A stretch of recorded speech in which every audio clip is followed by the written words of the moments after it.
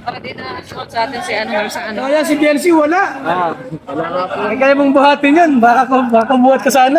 Chanching-chanching ka. Tapos wala ka sa ng panig. Ano? Minalas tayo, may lagnat daw. Bubuhatin mo sana, ano? Kaya ka po ito. Nakajakpot si Carla. Isa na? Luma?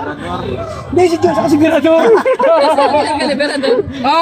Natalo, talaglag. Pero si Jomar nakadali. Ano? Hindi ko po kilala yun. Sino yung kuya kapartner ni Berador? Si Charlotte. Sayang Yung si ano? Biancy, di mo nabuhat, ano? Pakimbang ko lang ilang kilo sana. 50 lang yun. 50 lang yun, wala yung 50. 49. Oh, 45. 45. Wala. Kaya malungkot kuya. Ayan, malungkot. Malungkot. Ginaginabangan ko bubuhatin niya si Biancy ay. Wala eh. Wala. Kaya pala malungkot, ano? Di naman pwede yung ibang club team dyan.